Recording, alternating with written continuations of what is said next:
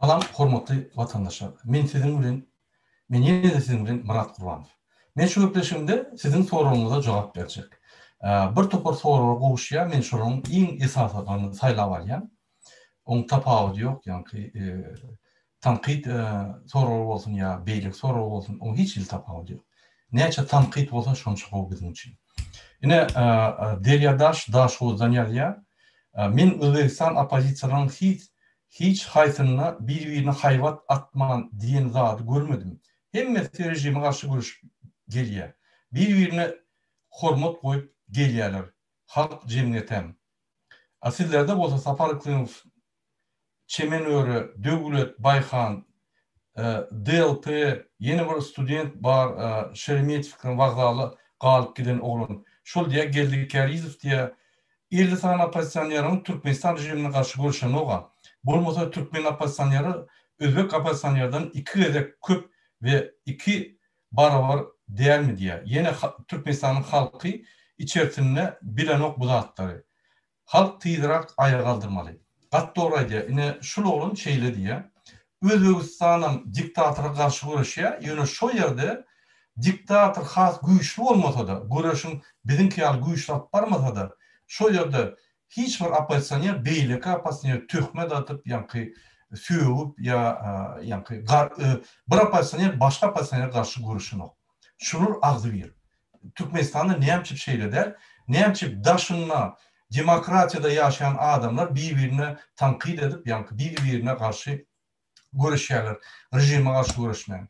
Ine şol gatow soru men şunu şey diýär, öň ýa-ni dewlete gelmäke şunu adamlar bir-birine opozisyonerler, bir-birine ýa-ni töhmet atıp bir-birine ýa-ni garşy görüşüp gelýärler. Hemmesi der, köpüsi. Inni dewlete gelen soň biz şol trendi çalışdyk. Trend diýmek moda ýalarda täze uğur berdik. Birinji bilen biz görüşýäs.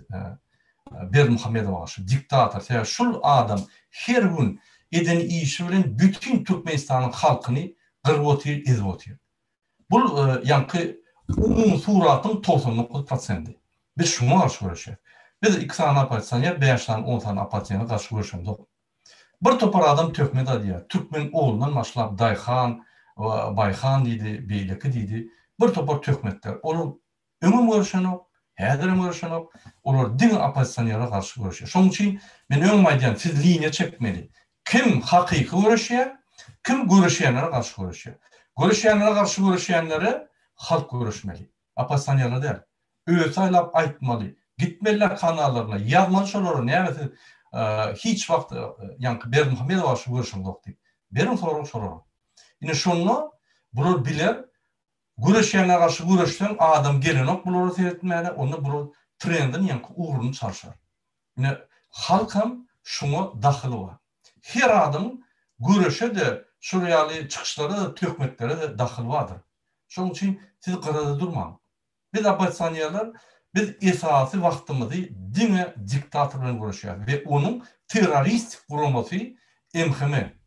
Onuň hukuk goramayan gurulmasy ýa-ni edarasy, ýa-ni hukuk goraýjy edaralar derler, hukuky bozýan edaralara garşy görüşýär.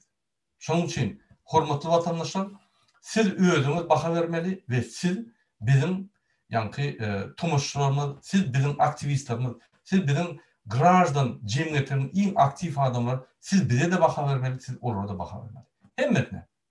Şoň üçin ine şu zatlar haçan näme edilýär? Ösýär, tanqidler, töhmetler, biýderek boş ýerlerden ine haçanla adamlar şonu garaşýan bolsa, ýa-ni tomoşa görünýär, kino görünýär garaşdylar, ine olar zahalaryny edýär. Onuň üçin YouTube kilerim ma türkmen oglaýaly, ýa-ni hökümete işleyen adam ama döwlet bayhanyary her hil adamlar içinde. Şoň üçin siz özüňiz düşünmeli. Kim hakyky görüşýär rejime garşy, kim bolsa şu görüşýänler garşy görüşýär. Ýene şu görüşýänler garşy görüşmek dine opozisyoneryň işinden her adamyň işi. Ondan siz unutmalar. Indik soru onu bizde ýa-ni agdylyk bolar. Onu olar düşer ýa-ni sahna çykanyň hiç hil tolku yok sebebi halk seni yerine koyuyor terör. Yine başka bir soru Здравствуйте, Мурат Клычевич. Смотрю ваше выступление. Мне очень интересно, как вы классифицируете этап создания гражданского общества. Я, как выпускник Туркменской средней школы, не задумался над этими вопросами до 20 лет, пока не жил за границей. Не могли бы вы посоветовать мне литературу для развития моего понятия этапов классификации гражданского общества? Я вам на вопрос ответил, литературу я вам скину. İni Türkmençe aytsam, ini şulardan şeyle diye. Murad ağa, men orta mektep okunup oturdum Türkmenistan'da. Siz nähili klassifikasiya diýeniz graždan, yani cemiyetinin ötüşlerini ve onun arasındaki gatlakları. Şonu soruya menden ve yine men şol uğurda ösçek bolýan, maňa nähili kitaplar okumaly, men şunu ösçek, şol uğurda ösmek üçin. Yine men öňüm aytyp geçtim, yani cemiyet, halk cemiyeti. Ol Türkmen halkından barat. Şu halk cemiyetinin içinde prezidentim var, MHM'de var, polis var, hemmemiz şu cemiyet.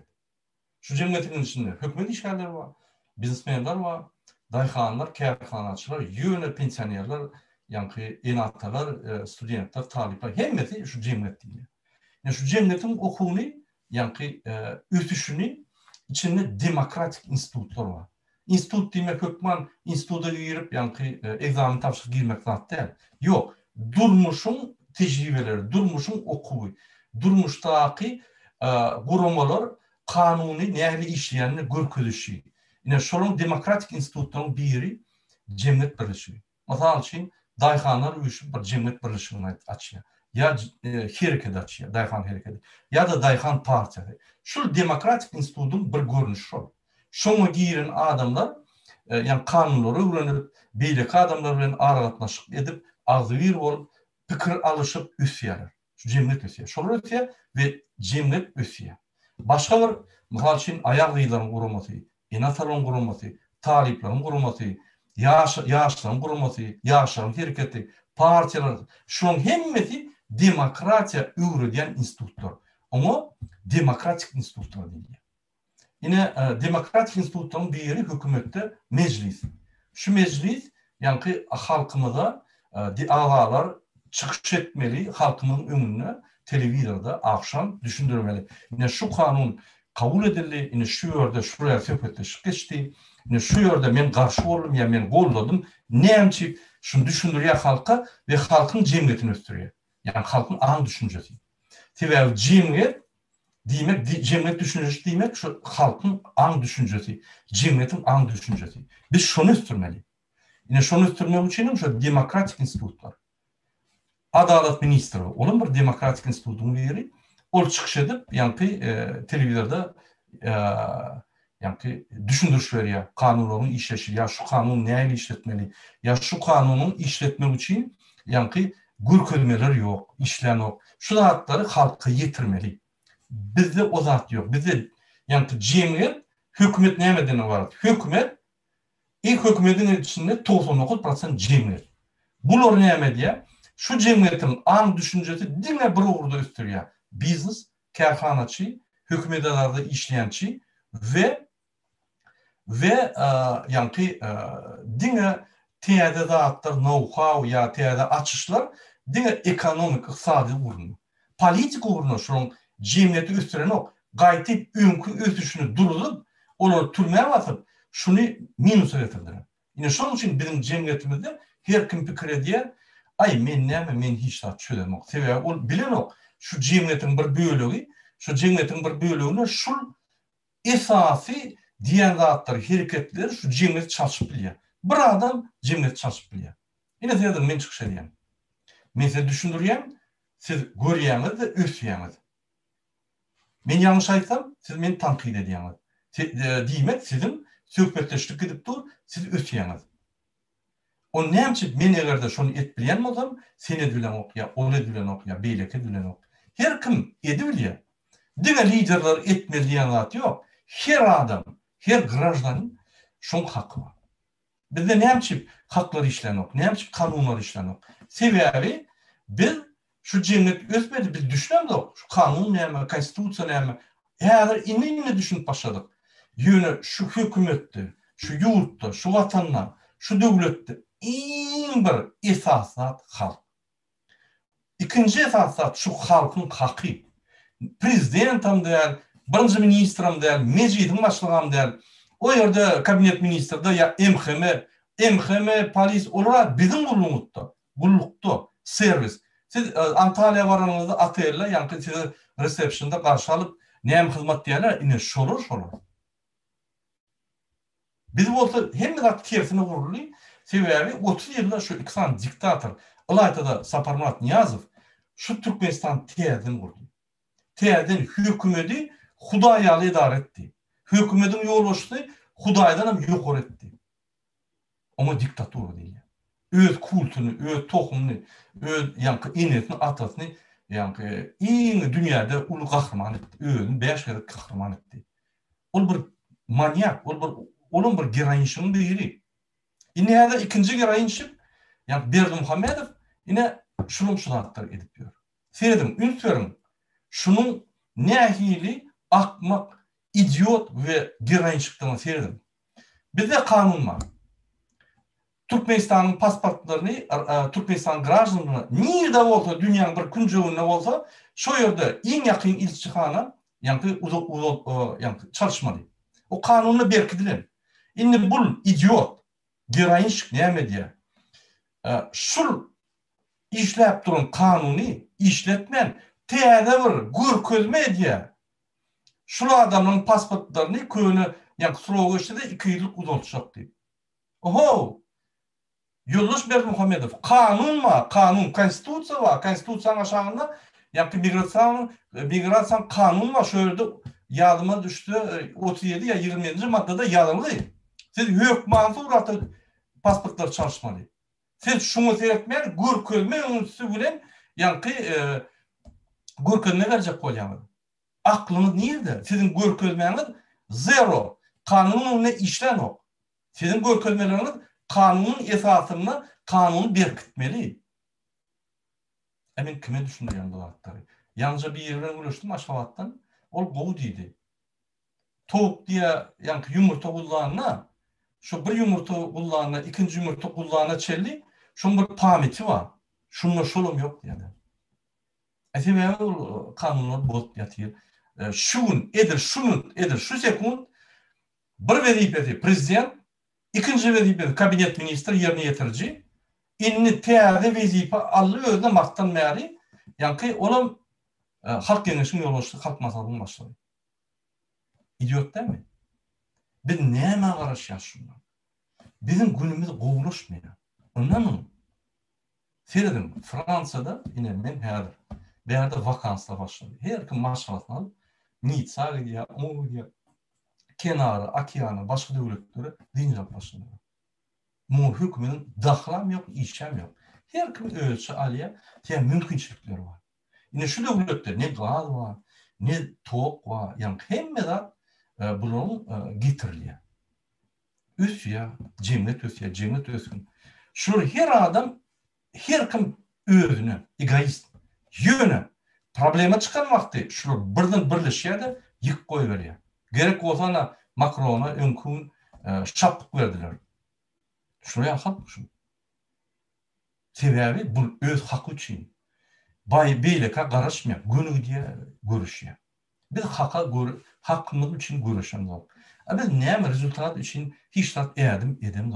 Haysi rezultatlar var. Yani paraxorlu sistemi.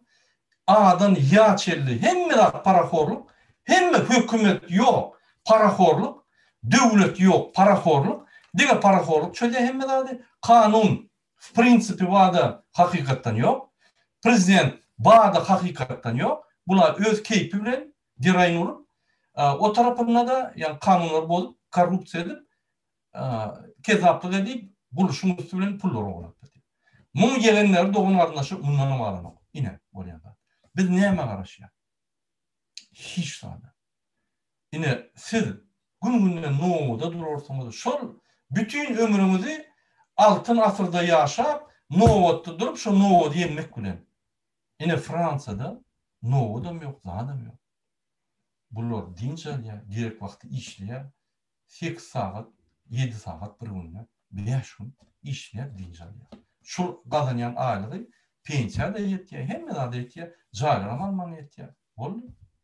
Yine bu gurulun sistema. Şu sistema gurulmak için değil mi? Yukarıda Kur'an'ı okunu.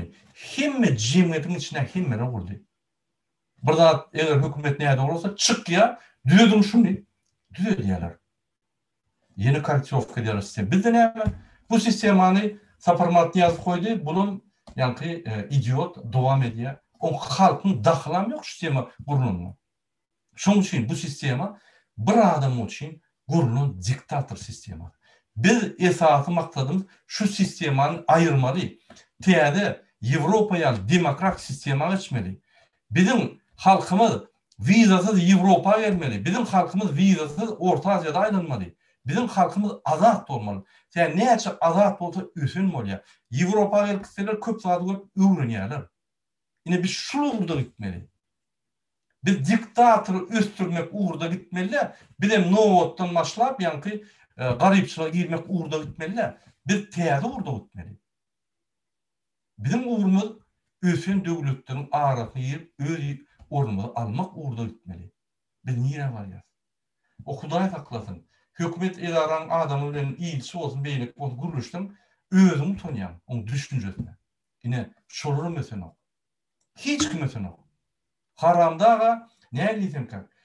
Cemiyedin umumi yani uğrunu diye de yani düşüncesi yok oldu.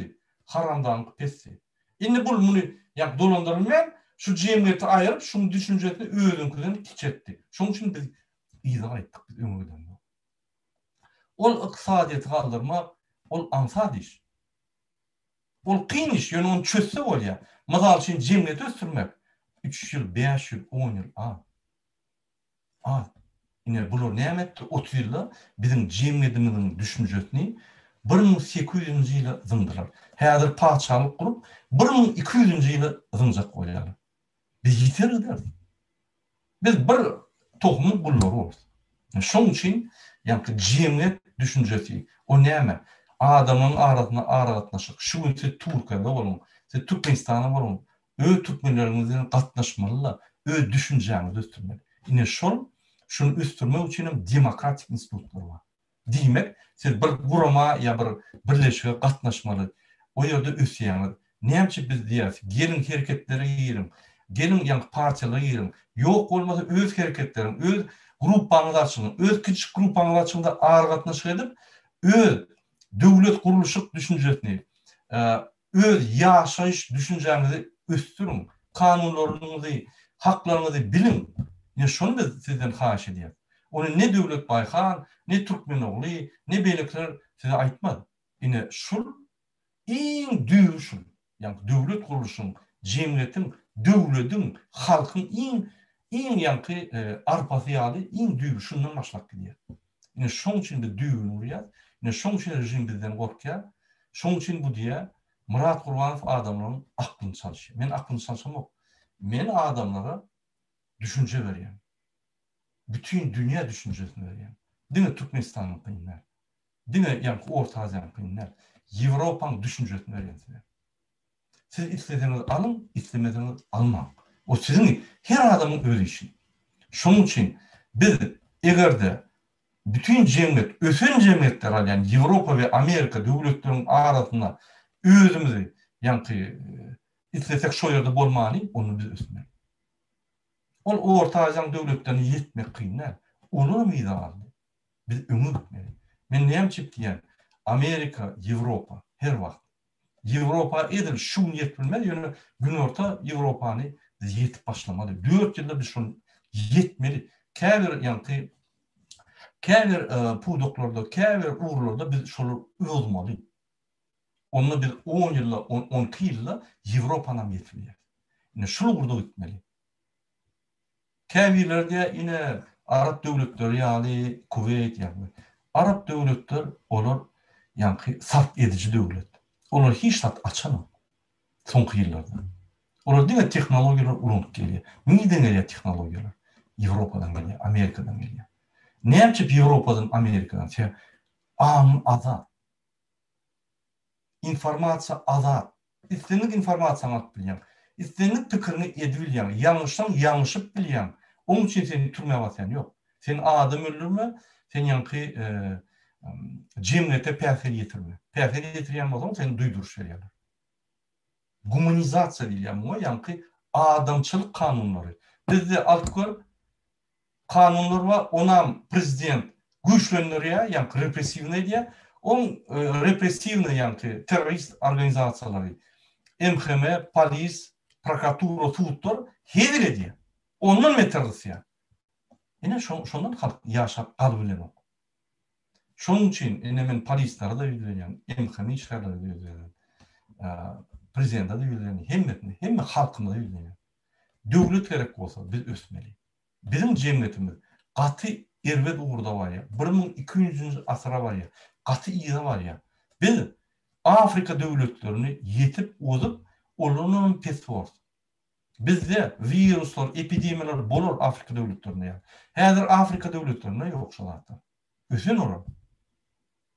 Şonuň üçin biz uğrumuzy çalışmaly. Biz Ýewropa döwletlerinden köp gowzatlar almaly. Näçip almaly olardan? Sen ösen ne olar? Näçip sen ertiden turanlar? Sen ýa Samsung'un iň soňky görnüşini aljak bolýan ýa-da iPhone'un soňky modelini. Aslida şu ösen tehnologiýa, ansatlyk berýär. Näçip sen Mercedes, BMW sürjek bolýan? Sebäbi ol ýa Jiguldan gowy.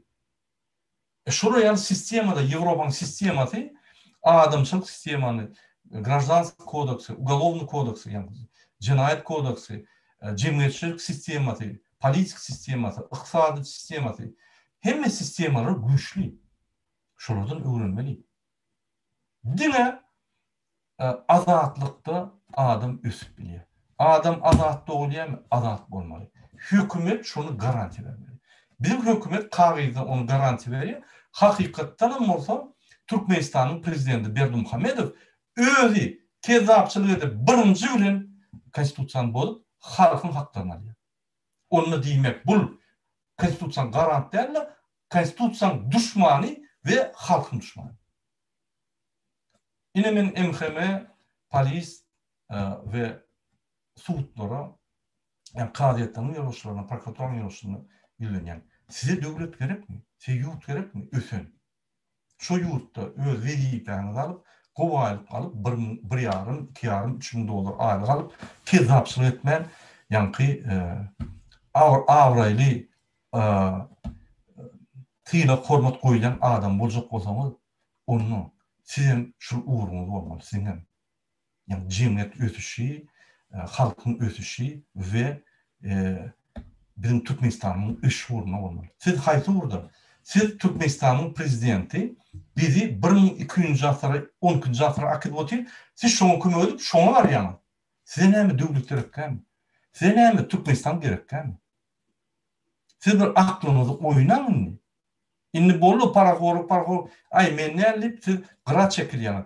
Gyra çekilip halky gysyp halkdan bir bilimli, ýani ösen halkdan bir garyp, hiç nada düşünmeyen, görgüler kösenýän halk ýasadamy.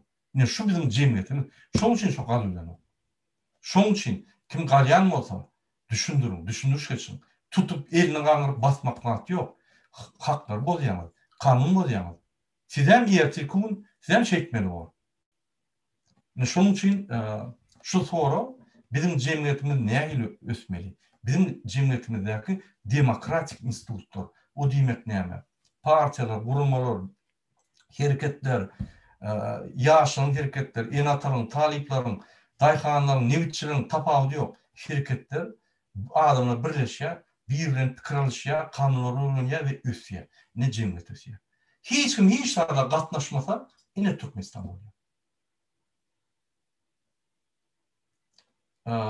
Bir suraty gördüm, size görkezem indik edip. Burlaki diýär öň gaýaklaryň motorlary bolmadan uly gaýaklary, ýani adamlar çekýärdi. Burlaki diýär şolary. Şolaryň ýani hemme çekip dur bir-birine sorýar. Biz niýe çeli çekmeli, haçana çeli? Beýlekem jogap berýär. Men bilemok, men politika boşlamok diýär. Edil şol bizim situasiýamyz. Biz haçana çeli daşynda işläp gelmeli. Biz haçana çeli nowda durmaly. Biz haçana çeli suzda oturmaly. Biz haçana çeli toksuda oturmaly. Mesela aýdym. Hiç wagtdan durma şu zatda. Bolur durur. Haçan siz politika koşulsanız, haçan siz öz yaşayan yerinizde bir rol oynap başlasanız, cemiyete koşulup, yani kanunlarınızı, haklarınızı alıp başlasanız, onun şu zatlar durur. Onu biz üst şöyle çıkınız. Yine şu neden yok mu? Burlaklar yani ömrü ötünçe bulursunuz. Bulur şeyler. Bu yani biz neyce haklar köp alsak, şonça iyine çekiliye diktaturu. Biz haklarını alman, şul bir daha çözer deyip karışsak, bu hidil edip, bundan meter para koçmalı gibi otuyor. Yine ol bir tebiatın şertleri. İllik soruğa cevap vereyim. Yani yine Tontiş devleteden soru veriyor. Salamu aleyküm radağım. Benim kellemi gılcaylayan bir zat var. Sorum var. Ne için Türkmenistan hükümeti yurttaşına yaşayan ya da işleyen halkına pasport vermiyor? İkinci soru, Türkmenistan hükümetinin neme bekvidi var şu pasportlar vermesi? Ya da şeydir, halkın kötüyüp neme halal ya diye de. Katıl soru yine ben düşünürüm. Serdim. Berdi Muhammedov kim? Şul veriyip, prezident veriyip şeyle sistema kuruldu Türkmenistan'da Niyazov'un sistemati ve Jadan Hram sistemati. Hemme sorular bir adamda çözülüyor. Şol adam eğer stop deyse stopta oturuyorlar. Şol adam hiç tat demese şol yankı dımıp hemmesi karışıp oturuyorlar. Hiç tat çözülen yok. Çözülen zat çözülmeler ama da çözülen yok. Çözülen zat sözünü çözülen ama da çözülen yok. Karışıp oturuyor. Sebebi eğer de neye doğru birden yani şol adam logik taydan doğraydı. Onu eden adam hükümet neye doğraydı yani yolbaşı prezident ondan şol adam basılıyor. Yine şuraya korku dörüdüp en yukarıdaki duran adam o kıyıpsı. Bu görgülü kömek edecek bir de. Yani bilen ok ne? Yalnızca düşündürdüm. Bunun düşüncesi katıp etti. Cemiyet'in düşüncesi urdu. İşleyen hükümette adamın düşüncesi urdu. Bunu ayırıp, kırıp, yani informasyonu bekleyen düşüncenin pes etti de özünün pes etti. Yani şu düşünce önkü yerine aldı. Ösmet de bu. Bu neye il dolundursun? İktisadiyette nol, san teknolojiyada nol, politikada nol, sosyal sorumluluğunda nol. Bu neye il dolundursun? Biz bundan talep ediyen zadımız değil. Bu ne diyeyim ki? Seyreden bir yerinin ayağı yok, elleri yok. Yatıyor. Biz o zaman o ılga da çempiyon olmayız. Gıygırıyaz. Davay. Ama 10 metre mi var bilmiyor. İmedekler mi bilmiyor. Yine şuraya alın, bunu invalid. Akıl taraftan. Devlet kuruluşunda, devlet yolbaşısı olmak katı kıyım mesele. Senin tecrüben olmalı. Fransa'da ya tecrübem, ondan sonra diplomlarım olmalı. Şu tecrübeni alanda doğru alaryalı birinci diplomlarım olmalı. Demek sen teoretik bağdan ve praktik bağdan güçlü. Onlar seni koyup oluyor. Sen düşünmeyen sorularına düşünüp, yani özünçe görüp, idarlap, tapıp, çözgütlerini spesialistine buluşup, en amalat usulünü tapıp, özünçe analiz edip, dine spesialistlere yani dayanman, çözgüt biliyor. Yok zaten. Bu royal ötüşü görmedi. Royal kıyınçılıklı ötüşleri görmedi. Niye bundan talep ediyor? Şunun için şu en çözgütlü vazifeni bağladı, öldür. Ne başka bir yerine ruhsat veriyor, dolandırmağına. Mesela için eğer şunun döneminde başka adam olmasa, bu ne eder? Bir işlep bilen birinci minister koyardı ve şunu buyurdu. Mena başım çıkanıp senin davay dakansadır vatanını aldırmalı. O birinci ministr'im işlerdi. Bu korkya bir oymana. Yani birinci ministr işlese şunu onu hem kabinet ministri bağlı hem ministrler bağlı. Yani MVD, prokuratura, MHM ve beyleki bu elinden hükümet gider deyip korkup yine şunu koyanıp ona mı saklıyor. İnni parlament yani halk dinleşini kanun çıkarıp şunu ayırırlar deyip onu da geçti. Korkucuğuna ataya dolandırıp bilen. Yine şu adam iqtisadiyetin en kıyın yerlerine hiç kaldırır mı? Yok. Nemci pasportları olsun. Bu düşünen o. Eğer de başka adam bulunmasa, azıcık aklı var olsa, şunu kalıp turtursa da şunun pasportlarını olsam hiç mi gelmiyor? Bunu işlek diye de yine de pul geçirip Türkmenistan'ı kaldırırlar deyip mene Tersine verirdim şolara pasportları. Bir problema çözülüyor, o problemada yani diktator kömek olup çözülüyor. Aklı işleme. Yani şunun için bu behvidini bilen o. Bunun behvidi neydi? Bücrede düştü şondan uğurlamak. Başka behvid bilen o. Yani bu strateji, yani 10 yıllık, 5 yıllık strateji kuran o. Bunun stratejisi yok. Bunun taktikası var. Diğer kıyıt adımlar. Bir adım, iki adım. Bollu. 10 adımdan yukarı gören o. Barlak görsen kuştan oynap bilenler. Yani şunun için olan o. Bunu at sap deysen. Bu gurgulu aydım halkı kuşuşturacak koya. Gurgulu aydım. Ben düşünüyorum. Aydımçı ol, doğuluptur oyun, bolmandır da prezident boluptur. Yani şuraya yardı şunu ki. Ondan sonra bundan ne hem behvid. Bu öz behvidini, hükümetin behvidini tanan o. Tapağı bilen o. Nerede behvid, nerede de tersi. Bilen o. Şunun için bu hem ediyen işleri idiot, hem ediyen kararlar idiot mesela için akrenkli maşin, Şinanı çalışıp koyuyor akrenk, bamper, da. Bu behvidin bilen o. Onu tapağı bilen o. Bu näme bilýär? Doğrudan keşfini bilýär, nigiden oğurlamak. Bunun dostu Ahmet Çalık näyle oğurlamagyny öwredýär, ikisi oğurlaýar, başgalar bilen o. Häzir hiç kim biznesmenler içine girip ýerler. Yani şu informasiýany hiç kim Türkmenistan riskde. Hiç kim maýatdan oýanok, puldan oýanok. Mesela bir düşündürün, şu bulup geçen var Aşgabatda. Biri bu skladları vuruyor. Polise pul veriyor. Gayra edip şu skladlara, yani arendatorlara tap verdi. O polisin köp nimetmen, bu parakolda. Hem mi beylik skladlardan adamlar kovduruyor. Barın şu yere varım. Berda qadagan bolunok. Hem mi skladlardan, oturun skladlardan adamlar boşadıp şu sklad estiriyor. Bu monopoliya değil. Monopoliya oligarhiçte demek, yani hükümette işleyen biri, hükümetin yani vazifet haklarını, hükümetin haklarını ulanıp beyleka biznes ettirmene kömek verip şöyle de x para alan ya. Korrupsiyon. Edil açık görünüşü. Yine Türkmenistan yanıp kaça. Siz soğuk alışıyorlar, elektronik. Adamlar burada da düşünün. Türkmenistan'la Google'a karışacak olsanız, hareket etmeseniz yok. Men burada da den gören yanıca gülüşümde de aytdım şu Aşgabatlı olana. Men burada da düşünemem. Biz bir yerde her günümüz şeyle bir yankı sabiteler geçiyor. Her gününe yetişip olana.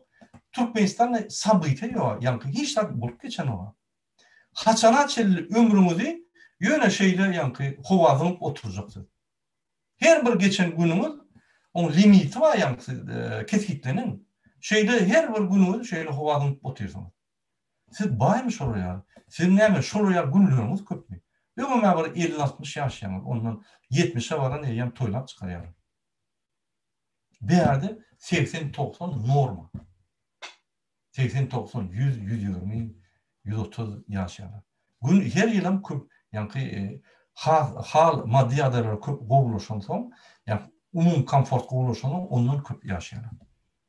Näçe Türkmenistan'ı biz kösölmeli bir tane adam için o adamın şu wezipä bunu goýupdyrlar, bunun näme dolandyrygyny bilmän, hem yankı halky erwet günlerine eltke, hem gazasy gelýär, näme etjegini bilmän, gurulu aýdym köşüşdirip görýär halky düşünen o. O mysal üçin 10 metrli ýokarda, yankı 10 kilometr ýokarlykda 5000 kilometrli yankı vites diýilýär da, yani skorost bilen barýan samolyota, военный samolyota, sen birden Berdi Muhammedow oturdy. Näme diýär? On şturwalyny eline berýän de sürýän, ol bilen ok näme etmeli. Şoň üçin samolyot ya bu tarapa, ya bu tarapa, ya bu tarapa, ya gün aşağı. Biz ýöne gaýby otyrýar. Döwlet uly bolansa, biz ýöne gaýby otyrýar aşağı. Indi şuraya ýa-da. Şoň üçin Berdi Muhammedow behwidi esasy bu esas prinsipi daşından adam içine salmalı. Haçanla içinde öz oğlunu prezident edip koyun ýagdaýynda, özem halk kengeşini ýoluşdy bolan ýagdaýynda, hemme wezipeler, ministrler öz garnaşy bolan ýagdaýynda, Türkmenistany hususy kerhana dolu öwren ýagdaýynda, soň ýetişdi 2-3 ýylda Türkmenistanyň parçalagy geçirir. Şoň ugruna ine şondan soň beýlekler salar, olar giýreni bilen hiç var. Eýem täze eýem biz şu adamyň gullary, hakyky şu raýatlary. Biz eýem grażdanlar däl. Biz şu täze gurulan döwletiň, ýani bir tohumyň döwletiniň şol paçaň raýatlary. Biz statusymyz dol çarşýar. Ine şondan näçe böküp galjak bolsaň, ýani atlyp galjak bolsaň galyp bolmaýar, guturdy. Ine men näçe öňünden aýdýan, soň eşitmedim diýmem. Bizim häzir gysga wagtymyz galdy. Şonu biz galyp, şu sistemany çalyşyp, şu adam aýyrmasak, şol haçandan paçalar geçen soň hakymyz ýok. Muny bütün dünýä gorar. Boldy ýygy aýtmak ýok. Häzir gaýdyp bolýar. Paçalar geçenler, bulun paça bolanlar, biz şoň raýatlar bolýar. Bizim hiç kim hakymyz ýok. Birden galaýsak, biz alyp zindana atar ýa atar. Haky bar, dogry. Men şoň üçin aýdýan. Pasport meselesi hem Türkmenistanyň grażdanynyň pasportlary diňe Türkmenistan grażdanyny şöyle. Siz prezident diýip kime daýanýaňyz? Bir bandit, kezzap, döwleti basyp alan öz gruppasy bilen, garyndaşlary bilen şoňa arşaňyzmy? Siz özüňize siz seriozny däl. Olar seriozny, ol bandit ogurlap ýatyr. Siz seriozny däl. Siz aklyňyz ýeten olmuş şoňa. Ya näme? Jaduwyň bir nimetine garaşýarmy? Çuwda garaşýarmy? Ýok şol. Gelmeýär. Hiç bir diktator öz hakyny, ýani alyn eýlep alan haklary ýa-da öz ýani baýlyklaryny halka bermedi. Entek tarihte ýok. Berdimuhamedow bir üýtgeç diktator däl. Şol umum diktatoryň biri. Munyň namysy bar, wyjdany bar, nefsi bar. Ýa-bir grażdanlyk bir duýgusy bar. Bu halkyny hasap eden o. Näme gurun edýär? Şoň üçin garaşmaly şu pasportlara biz özümüz çözmeli. Behwidi, bir behwid döwleti basyp alyp doly, ýani paçalar geçirmek. Şu ýerde daşynaky adamlar şunu päsel berýär. Indi sonra Boris Freedom ýa-da obrazец edip bilýärmi halk üçin bizim Ýewropa hukuk edalaryna e-mailde ýazyp ýaly adamyň açyk aýtdyny berer. Men ýürüýte çykyşym bar, häzir OBS-ň ýolbaşçysy bilen doly ýani gürleşip belletine deyin, ondan ýürüýte çykyş etjek. OBS-ýe Türkmenistanyň e-maili, OBS-ýe Venadaky e-maili, onun plan e-maili falan hemme zady ýani ýürüýte bir videolarynı beren aýdan niýe ýazman, näme ýazmaly. Häzirlikçe ýani men bir nukuda geleýin, şu nukutdan soň başlarym. Гарахан Эмирхан оглу ýazýar. Что делать студентам, которые находятся в России нелегально и после 15 лет начнется облава мигрантов? Что делать? Есть одна у туркмен хорошая пословица. Ağlanmadık çağa emcek yok. Будете сидеть, будут облавы. Встанете, пойдете, там есть правозащитные организации. Найдите там все правозащитные организации, обратитесь к ним официально. Возьмите эту бумагу, отнесите это адвокату на всякий случай. Напишите посольство, свяжитесь с нашими туркменских Гелдик Яризм, они занимаются этим, свяжитесь с ними, объясните ситуацию. Они вас должны поддержать. Вы защиту свою организовываете. Не ждите 15 начнет облава. В Туркменистане что происходит? Если студент мучается, хочет выступить в YouTube и сказать, как Мялик, в Туркмении говорят, молчи, лучше умри там, но не выходи. Потому что у нас будет плохо. У вас будет плохо, если он умрет, это точно. А так и так вам плохо. Мунман метр плохо, что надо?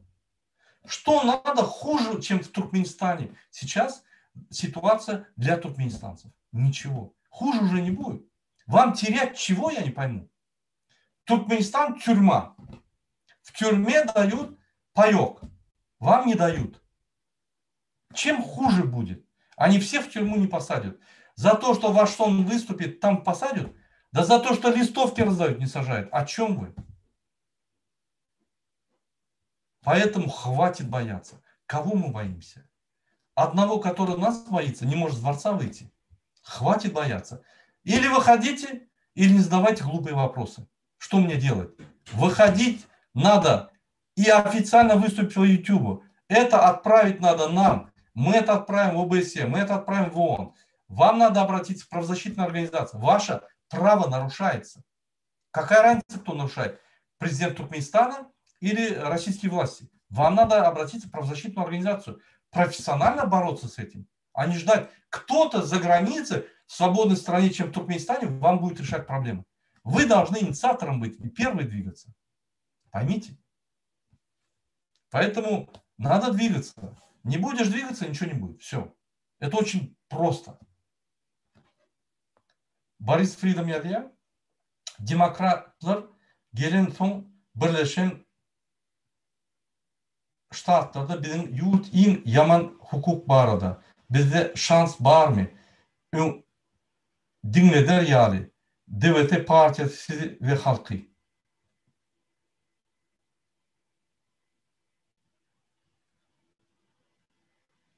Bu diye ben eğer yanlış düşünmedim. Bu diye bir demokratiyanı grup başlarına belki Amerikan ştatları yani vilayetlerin altında demokratiya olur mu?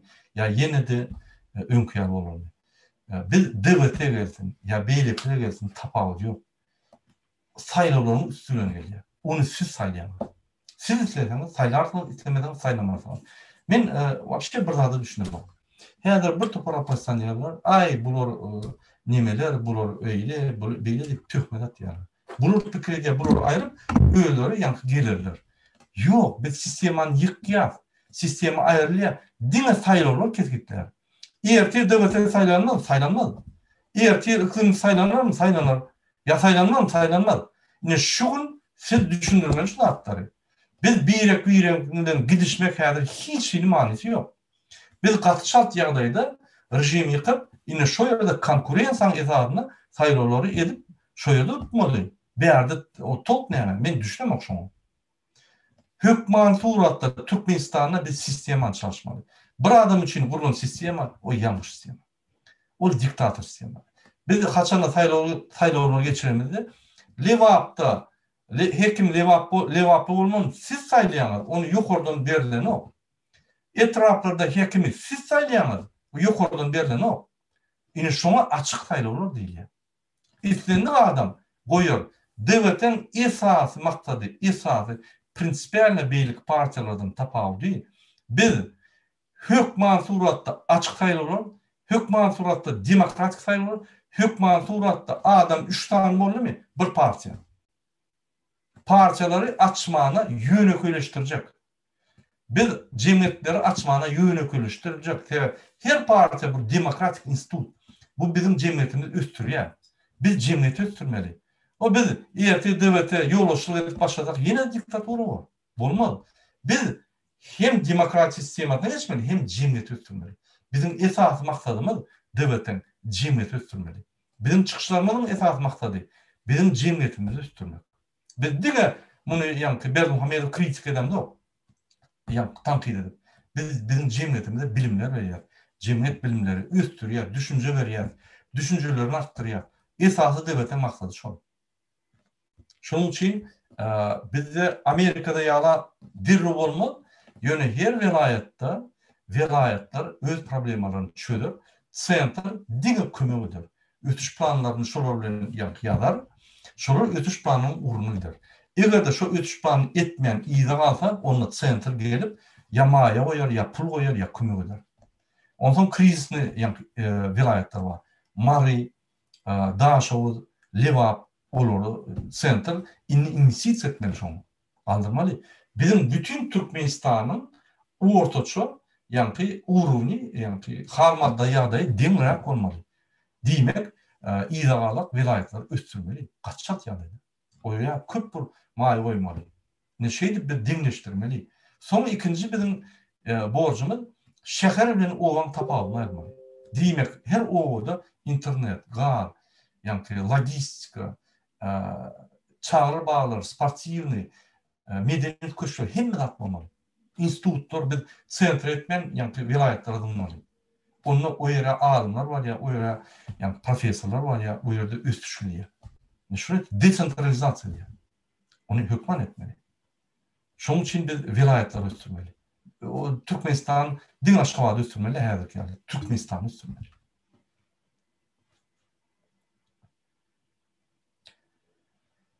Мурат Курбанов, поясните, пожалуйста, что с паспортами, какие новости? Just Алекс.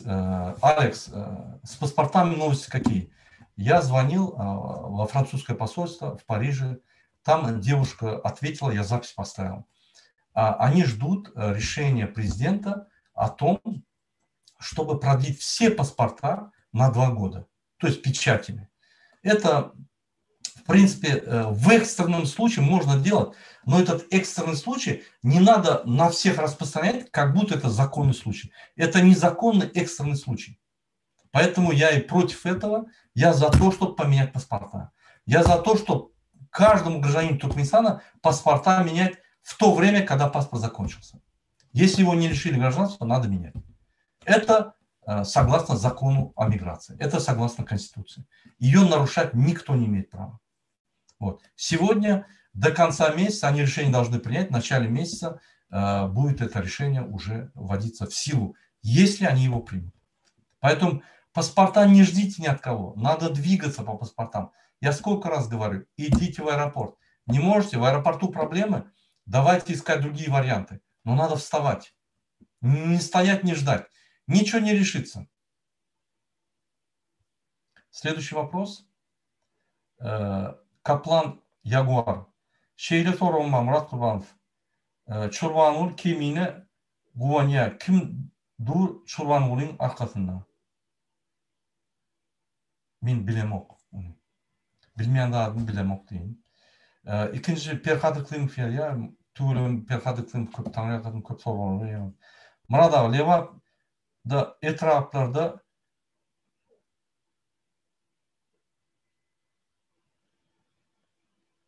убийстволар başladı, oğurluklar başladı, pulu bara adamları öldürüp pullarını oğurlar yağlar. Bunun bir çaresi var mı? Pikirini ayda aytan sağ olun. Mesela bir misal getireyim. Ben Kazakistan'dan buğday götürüyorum Türkmenistan'a. Benim yankı buğday fabrikam vardı. Onu Amerikanski fond поддержки предпринимательстводан мен $600,000 қарыз алдым. Официально проектім защищали Türkmenistan'da. Olur bana berdi $600,000. Men zavod aldım, zavod kurdum. Şu kurumda indi Türkmenistan'ın içinden buğday yapıp bolam. Men Kazakistan'ın buğdayını getirip başladım. Buğdayını getirip yani işledip birinci änöwde iň köp getirýän ýük men boldum. Yani bizim holdingimiz boldy. Şu yerde yani adamlar saklap işleýärdim. Her ayda bir gele prokuratura ya MHM ya da polis gelip yani peşadık gidiyor. İyilden adamlar gelmekte. Onu ne açıp bolýar? Buğdayını yapıyor çüýrä. Yani adamlar aylık vermeli. Bir topar problemi yürüte dörük gidiyorlar. O peçadan koyan onu tapımı kim ol? Aydogdiyev. Kim ol Aydogdiyev? Hayzi yani kurumu hayzi dara yani peçadı bolçak gidiyor. Ben polise vardım yani akıl velayetine aytdım ya şuly. Siz Hudaý ol edinizde, bayramçılık edinizde. Men size gruzovoy maşin yüklep, un berýän, suw berýän, hemme adymy götürýän howa, kömek bolýar. Näçe biz işläp oturan adamlar yani edarada, kurumada, bizim edaramızda peçat koyup şunu üstürmen yapacak bolýar. Men ýükleri getirýän demir ýol işliýär, pul alýar. Şu yani demir ýoly, yani pul alýar, şöyle aýryk bolýar. Yani biz türlü transportda. Men yani un öndürýän adamlar zavodda işliýär, aýlyk alýar. Ol unlary satýar. Ine Türkmenistanyň ununy, Kazakstanyň ununy buğday bilen yani garyp, klikabilen galdyryp gowy çörekler çykýar. Biz näme halka garşy edýär? Biz näme döwlete garşy edýär? Näme siz beýýär? Barlyk her ay barlyk ýa-da yani bizim adamlarımız değil ya. Göni goňşelara jaň edýär. Goňşelara da onun diýär ýok bizim hem değil ya. Ona yani bulya familiýasyny aýt. Familiýasyny aýtsam, barlasalar emhemeşnik. Ýok, polismen. Tapdy onu, polise onu yani primoydan jaň edýär. Näme siz beýýäňiz diýse, goňşelaradan habar berýär. Bulun Ahal vilayetinin yoluştu, goňşy daradan yani MHM'den ahal vilayetinin soruyor. Yo biz günahkar değil ya bizde hiç sorun yok ya şu kuruma, şu edara. O zaman üstüne yok ya. Yine goňşy dara diýdi gerek wagtda bir gırat çekilýär. Yine sen özüň al. Gelip mu söýüp yok yerden Bu MHM'ni dinlep peçadık diye. Men o zaman aytdım. Ya şunu men isteseniz yapayın şöyle aram. Onlar şu adamlar köçe çıkıp 2-3 ay otururda oğurlayıp başladı. Neymiş? Te adamları yani çağırır var, adamların çağırır eklemeli. Birden pul olmalı. Hükümette iş yok, hükümette pul yok. Doğru dedi inim. Ay öğüttürür, her ay görüş bir adam ahir yaptım şunu. Doğru yaptım. Hem adamları düşünürdüm. Yani paylarını verdiğinde bolya başlan mena götürülecekler. Dine bağırlar, işleden okulur. Getiren de adına minusa gidiyen tok yok. Neye çıkıp işletem, sonuçta minusa gidiyen. Şunun için ne ettim? Yine şuraya Levap'ta da uğurluk ubisalarını yapmışım. Serdim, Türkmenistan'ın parakorluk devleti diye. İşsizlik 70%'dan yukarı. Adamlar satsal demek, pasobi rahat alyalar 10-15 dolar. Hükümette işleyenlere aylık alya, pensiya için işleyen, bu pikrede ummatsız bir pensiyalar. Yok, anlamaz. Pensiya için işleyen bir 30 dolar aylık alya. Agalan 70% çağırın eklemeli. Ne etmeli? Bir zat etmeli, bunlar bayrağı tapıp, bir gerek talyalar, ikinci gerek rekide diyelim için. Bunu mecbur. Sebebi, şu satsalını, abstanovkan yankı, ağlıcık kuşuşturmak için işleri. Adamları işli olsa, aylık getiriver. Ne yapacak ol? Cenayet işini etmedi. Gününün şu köpülür. Sebebi, Türkmenistan'ın iqtisadi tupikte ve çöküp barıyor. Dine ervetme var. Şunun için Google'a karışmam. Men keypini aydan o bayraklar, yani biznesmenler minimalini edimde yani pullarımızı yığınan bari işlerini alıp gidiyorlar. Smysl yok. Vakti çekip durmağında görüşe koşul. Biz şunu ayırsak, şu günden başlayıp yani hemmedat ötüştür diye. Hemmedat. Yine şu günü ayırsak, şu günden başlayıp pasportları udon diye. Hemmetin ki udoldan nokta teyada pasportları. Şirketler açılıyor. Şu günden başlayıp dolar fiksasiya edip, yani istendik vakt dolar çalışıp olur. Giyece günlüğü. Onan обмен punktlar частный olur. Centrobank din absurd ne der? Yani ki gelip pullarını alıp gider, çalışıp durur. Yöne yerine Centrobank, banklar Centrobank absurd eder. Yerine частный hususi adamlar çözer şurada. Mesela kursu. Bunu kaldırsa onun adamlar başka yere gider. Konkurensiya olup arada için gidişip var. Yöne dövülü garanti verir. Yani kursu olur. Giyece günlüğü olur yani. Demek biznes getirip akredip biliyor. Ondan sonra iqtisadi programmalar olsa, yani pudoklar kaldırır. Pudoktaki işleyen zahmetkeşler, kerhanalar, birleşikler, dayxanalar hemmet kalıp gider. Şu birinci günden başlar. Ne ağırışıp bu? Bizim baktın durmuşumuz kırada geçip dur. Yine şunun için Yoldaş Ferhat şul ervet sotsial kıyınçılıklar kıyınlaşar. Sebebi bunun çözgütleri yok. Çözgütler var da çözgütlerini çözen yok Berdimuhammed. Berdimuhammed'in dine bir sani bekviydi. Nehil men şul öz kreslamı saklamalı. Nehil men hemen ministerlikler öz kardeşlerime oturmalı. Nehil men şu devleti uğurlamalı. Parçala geçirmeli. Nehil men uğurunu prezident etmeli. Yine bu esas kirletini çözen yeri. Onun için vatan yalan programatı, onun için MHM 9.000 adam MHM işgalleri, onun için polisin yartı, onun için kadetlerin bağırtı, genprokuratorun bağırtı. Şu yerdeki adamlar düşünen o. Bu adam, bunun vatanına uğurlayan, şunun illeri. Şunu düşünen o. Şunun için ben gen gören aklı düşünce yeten okşunum. Prokuraturda işleyenim, MHD'de işleyenim, yeten okşunum. Bunu fikri diye biz DVT'den, aktivistlerden Türkmenistan'ı oraya. Ben öyle düşünürdüm. Siz hava olsa, grazdan urşuna ve parçala var yani. Görürsünüz. Sebebi siz halka yol veren yok. Siz halka içindeki irvet, yani yığınalan enerjisi, şu yerden haramda adamlıktan, bir yerden kanun bozulundan, bir yerden yani maşgalatında bir yer ölünün yığınalan enerjiyi çıkarmalı.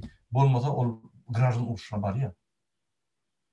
Yine şunun bilen men öz gıytkacık efirim utoyan. Men şu günler şu hepde her 2-3 günden çıkarım, her gün çıkırımdan.